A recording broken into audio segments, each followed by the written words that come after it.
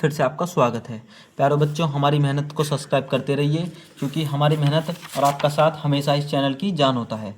क्या होता है प्यारे बच्चों, पिछली वीडियो में हम आपको कवियों के बारे लेखकों के बारे में बता चुके हैं, जिसमें से 3 सिलेक्टेड हैं।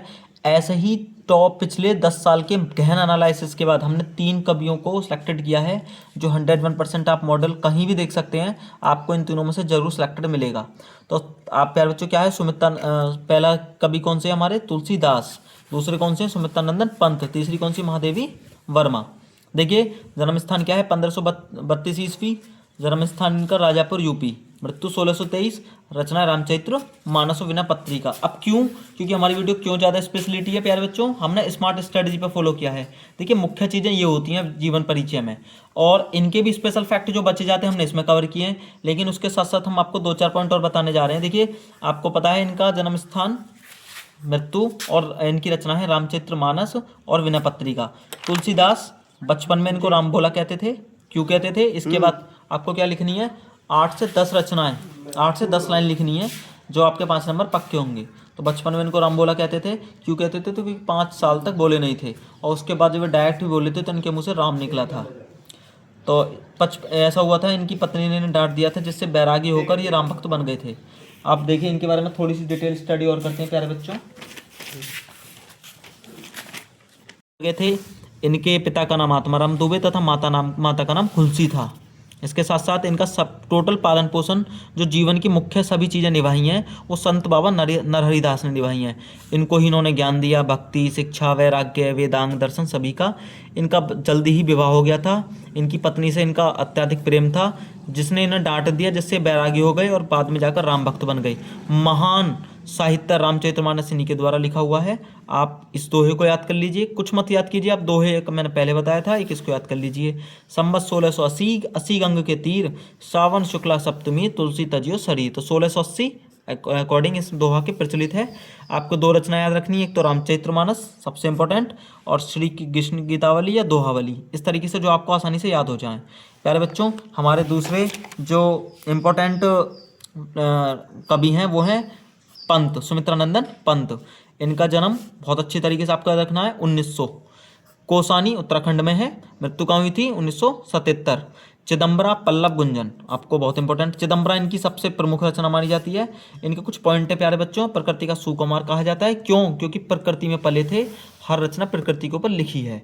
चिदम्बरा इनकी मुख्य रचना प्रकृति पर लिखी गई है, और इनकी व्यापक दृष्टि के कारण इनको ज्ञानपीठ पुरस्कार मिला है। आइए प्यारे बच्चों, कुछ और डिटेल देखते हैं। सुमित्रानंदन पंत, देखिए सुमित्रानंद पंत के बारे में जन्म मैंने आपको बता ही दिया। बहुत जल्दी इनके 6 घंटे बाद इनकी माता का देहांत हो गया। इनके पिता और दादी ने इनको पाला था, अल्मोड़ा में शिक्षा ली। इसके साथ साथ बाद में ये कहाँ चले गए, अंग्रेजी की उन्होंने खुद शिक्षा ग्रहण की। रविंद्रनाथ ठाकुर से भी इनके साथ इनके बहुत अच्छे प्रगाढ़ संबंध थे। सरस्वती में इनकी पत्रिकाएं प्रकाशित होती रहती थी। इसके साथ साथ इन्होंने कुछ टाइम ऑल इंडिया रेडियो में भी काम किया है। सबसे इंपॉर्टेंट आपको क्या याद रखना है, कला और बूढ़ा चांद इनकी बहुत अच्छी रचना है, जिस पे और इस पे इनको पुरस्कार, नेहरू पुरस्कार, और चिदम्बरा पर इनको ज्ञानपीठ पुरस्कार दिया गया है। प्यारे बच्चों, मृत्यु कब हुई थी, 1977। रचनाएं याद रखनी है प्यारे बच्चों, बहुत इंपॉर्टेंट रूप से पल्लव गुंजन और कला और बूढ़ा चांद और चिदम्बरा आप याद कर लीजिए, तो कुछ ज़्यादा इंपॉर्टेंट है ये, आपको दोनों बहुत इंपॉर्टेंट रूप से याद रखनी है। हमारे अंतिम रचना है महान, जो सबसे ज़्यादा इंपॉर्टेंट है हमारे पद की दृष्टि से, वेरी इंपॉर्टेंट प्यारे बच्चों, महादेवी वर्मा। इनको कहा जाता है आधुनिक युग की मीरा। इनके समय में कुछ प्रचलित है, 200 वर्ष में इनके परिवार में पहली लड़की पैदा हुई थी। इनको आधुनिक मीरा कहा जाता है, पीड़ा की गायिका कहा जाता है।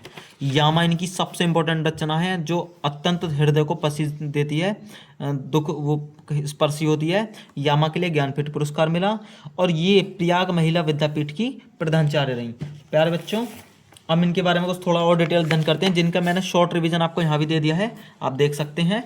अच्छा, आपको एक चीज़ याद रखनी है, पंत 1900 और महादेवी जस्ट कितने साल बाद, उनके जन्म 7 साल बाद। मृत्यु में क्या अंतर है दोनों के में, 10 वर्ष का, 1977 पंत और महादेवी वर्मा 1987। तो प्यारे बच्चों, इस तरीके से आप याद रख सकते हैं। इनकी डिटेल महादेवी वर्मा की थोड़ी सी और देखते हैं प्यारे बच्चों, कुछ पॉइंट रह जाते हैं। देखिए क्या हुआ था कि जन्म इनका आपको मैंने बता ही दिया, इसके साथ साथ इनका परिवार बहुत ही ज़्यादा धार्मिक था। बचपन से ही कवि कवि इनके पिता, नाना, नानी सभी जो कविता की ओर उन्मुख थे, जिसके कारण ये बचपन से ही कविताएं लिखती थी। प्रारंभिक शिक्षा इंदौर में हुई, लेकिन अल्पकाल में ही इनके बहुत ज़्यादा परेशानियों का सामना करना पड़ा। लेकिन बहुत ही मेधावी होने के कारण, बहुत ही अत्यंत उच्च शिक्षित होने के कारण, मेहनती होने के कारण घर पर ही इन्होंने मेहनत करके मैट्रिक से लेकर एमए तक की परीक्षाएं प्रथम श्रेणी से उत्तीर्ण कर ली। इनको बाद में प्रयाग महिला विद्यापीठ में प्राचार्य का नियुक्त किया गया, जिसमें खुद बाद में प्रधान प्रिंसिपल हो गई थी, प्रधानाचार्य हो गई थी। इस तरीके से जीवन के अंतिम क्षेत्रों में नारी सेवा करती रहीं। इनकी मृत्यु 1987 में हुई। प्यारे बच्चों, इनको आधुनिक युग का मीरा कहा जाता है। मुख्य रचना इनकी यामा, और कुछ एक दो रचना आपको याद रखनी है। निहारजा, निर्जा, रश्मि और यामा, तीन चीज़ आपको याद रखनी है, यामा, नीरजा और रश्मि। तो प्यारे बच्चों, बहुत बहुत धन्यवाद। कृपया हमें सपोर्ट करते रहिए, आपकी सपोर्ट को हमको बहुत ज़्यादा ज़रूरत है। Thank you very much. और अपना प्यार मुझे कमेंट के रूप में भेजिए, जिससे मैं समझूंगा कि मेरी मेहनत सफल हुई। Thank you.